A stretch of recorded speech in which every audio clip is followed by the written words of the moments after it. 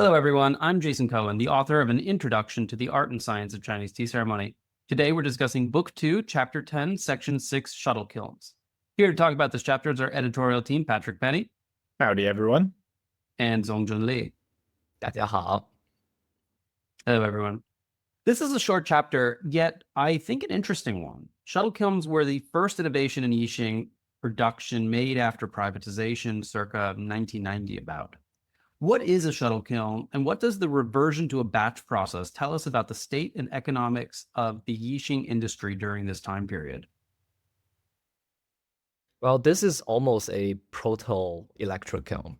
So you basically have all of these wares sitting on a cart, and you roll them into a concealed space, which they would end up getting fired in a chamber, and then you just pull the cart out once they're finished. So it's a very simple single batch kind of a firing system that people are using. This really, I guess, changed the mechanism how ware's getting fired versus a tunnel kiln, because you don't necessarily need to have the kiln going on continuously for mass production. For these kilns, they're really used by like single artists firing small batch of wares, and then like they get sold in their personal studio. So it's really a good symbol of privatization after the collectivization, communist production of wares. Yeah, tunnel kilns require some degree of throughput, I think, to be economically feasible. You have to have, I would assume, and this is probably what we saw, a few days worth of material stocked up at any given time, such that the kiln is operating nearly 24/7 to really ensure that just fueling it and fueling the labor pays out. And so these shuttle kilns allow you to have these short bursts of single firings that mean that you don't need to have tons of material on hand, days worth of firing material ready. You can have artists show up, drop off their material, and once you have enough for a batch, you fire in a way that is still economically productive for this either kiln master or the artisan who owns the kiln. And so what I think we're getting at here, so two sides to this. One is what the shuttle kiln is, right? The shuttle is a giant rail car, literally rails, that slides fully into the kiln. Kiln closes and it burns with natural gas.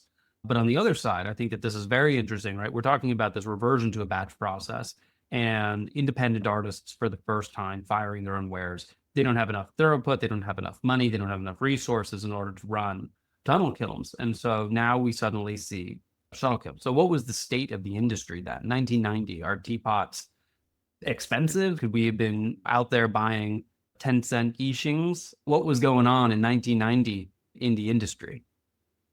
You have quite a deluge of lower quality teapots that have hit the market between the late 80s, the early 90s. You do start to have privatization where you do have some famous collectors who are starting to request private batches of product, which now with the hindsight of history, we know that maybe those would be a few that we would want to get our hands on. But otherwise, by and large, there's not a lot of 1990s Yixing that people are seeking. So we know that there was quite a lot of mass-produced product that really, I think, as like practitioners, we're not particularly interested in. So I think this is an interesting pivot where you do start to see probably artisans who were looking to fire something that might have matched previous historical processes that they had heard about, or they want to start testing and experimenting potentially to develop more interesting or better teapot designs than what they had been trained with for the past few decades. Maybe those who were disinterested in what they had seen in the mass market. I'm sure those would be in the minority, though. Yeah, 1990s marks the starting point, the real starting point of the open up policy.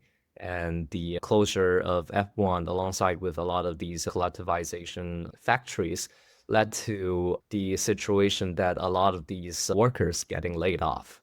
So they don't have a job.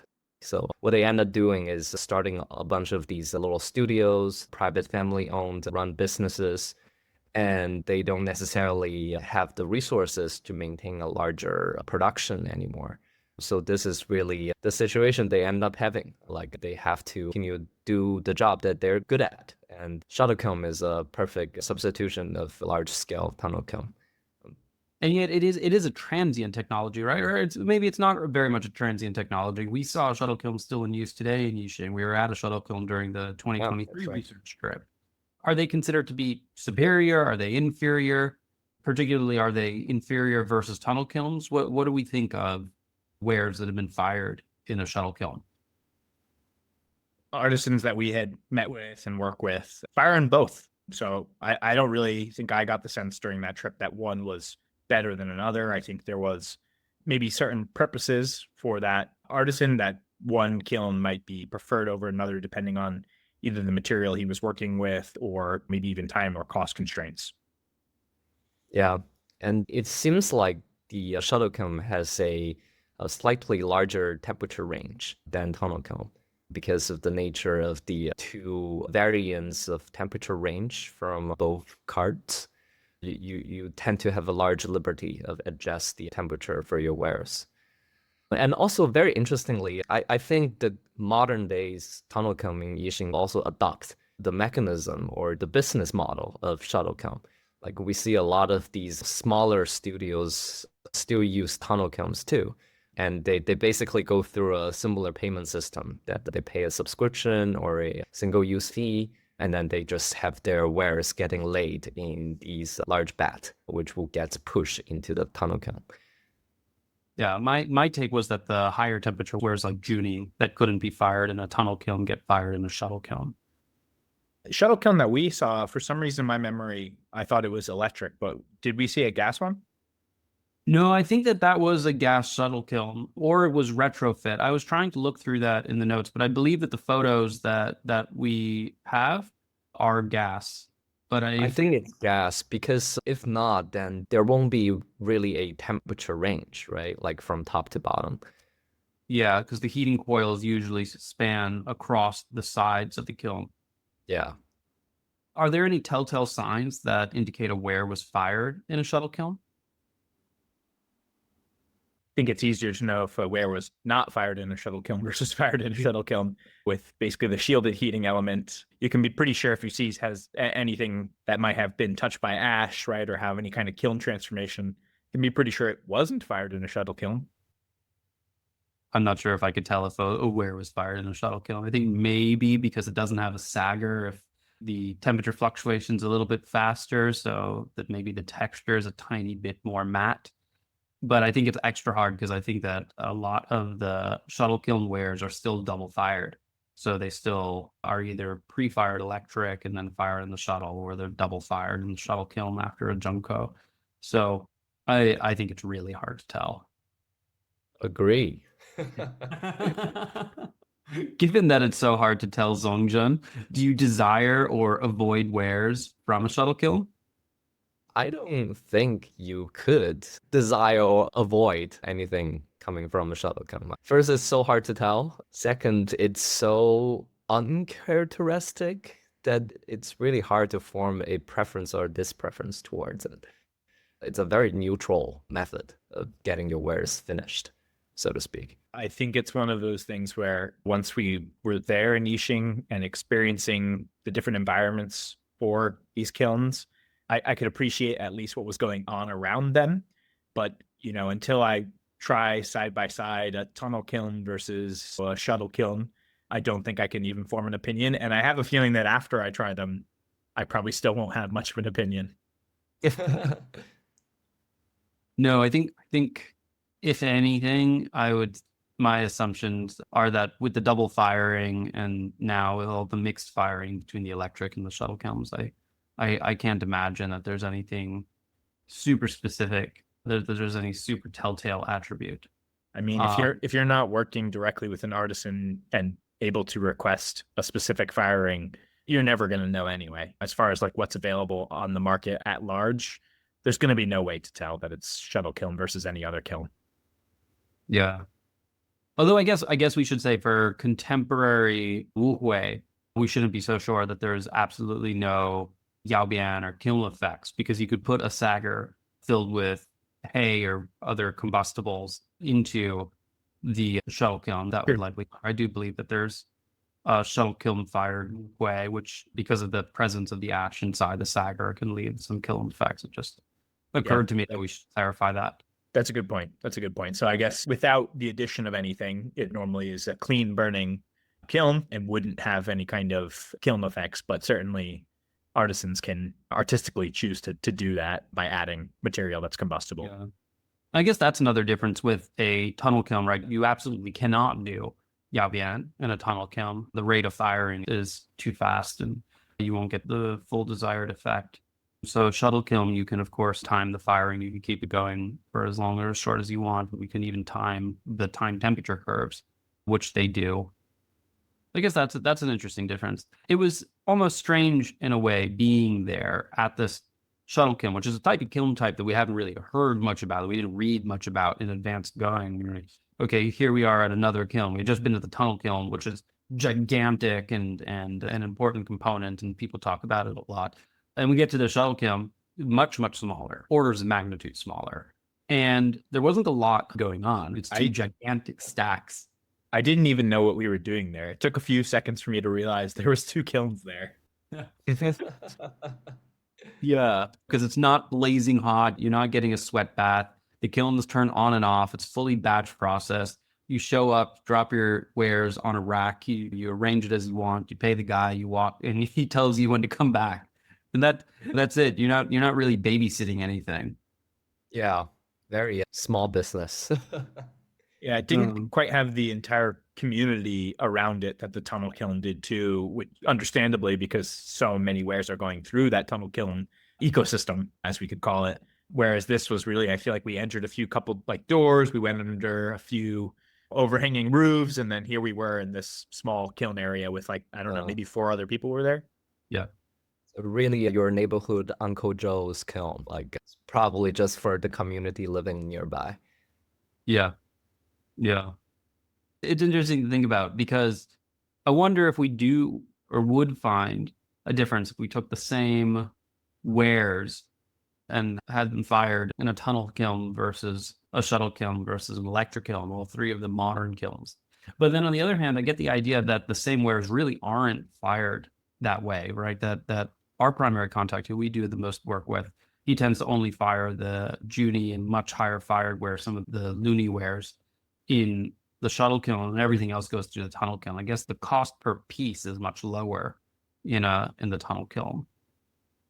Yeah, I'm sure economic factors play a larger part in it than we realize as outside users of the ware versus crafters of the ware. I guess my last question, given all of this, are there any advantages to the shuttle kiln? We talked about it being slightly more expensive, marginally more expensive per piece than the tunnel kiln. We talked about that it's a bit lacking in any distinction. So if this is the case, other than it gets hotter, which some other kilns can do, right? You can go back to potentially one of the few wood-fired kilns. You could go to an electric kiln. Why are artisans using a shuttle kiln? Why were shuttle kilns brought to Yixing? Why are they used? Why are they still used? My suspicion is that this is really a good way to do experiment how your clay and your wares perform in different temperature. More economic way, because like electric kiln, it's electric, right? Like the wares aren't really necessarily touching any flame by the end of the day. And for shuttle kilns, it is a burning environment and you have a relatively larger temperature range, and it's pretty efficient for you to discover what's the most optimal temperature for the specific type of clay that you end up having for making your wares. And once you find out that temperature range, maybe you can batch fire them in a tunnel kiln in the future. But I think this is a good method to discover that range in a relatively quicker way. Yeah, I think you can tell all of our background in like food and like CPG because we're all like, oh, it's kind of like a pilot system.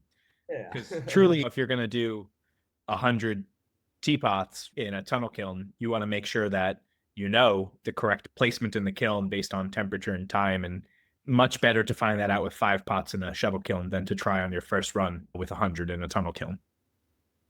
I think that's right. I also think that the idea that, this versus an electric kiln, the electric kilns are generally slightly reductive. They seal pretty tight. And the shuttle kilns are still slightly oxidizing, which is generally a better fit with the burning fuel for interaction with the clay. I think one of the other reasons is because of the flexibility, which we were sort of getting at with the ranges of temperatures and everything, but not just that, but the shuttle itself is super flexible. It's just a rail car, and you can put giant pieces on it. You can put small pieces on it. You can arrange a shuttle to fire irregularly sized, irregularly shaped things that wouldn't fit into a tunnel kiln, or that would have too much of a temperature gradient across the tunnel kiln. So I think some of that early flexibility, because we should also remember 1990s when these things are adopted, yes, Yixing was still firing teapots. Some of the teapots were less stellar than what we as practitioners are interested in, but a non-negligible portion of the business is shipping bonsai pots to Japan and flower pots around the world. And so an irregularly sized, variable sized flower pots that you could fire quite easily, I think, is also a driver of the shuttle kilns. Well, everyone, that's all the time that we have for today. Not really. We actually have a lot more time scheduled out. It's a two-page chapter. We are through questions before time runs out. So I wish we can talk more about Shuttle Kiln, but it's really simple. there's not much more to say or ask. If you saw the chapter, you'd be surprised that we were able to talk this much about it. Yeah. Well, after the 30-page chapter and the 20-page chapter back to back, this was refreshing. Well, everyone, thank you again for joining us in this edition of Tea Technique Editorial Conversations. Please join us again for our next conversation on electric kilns.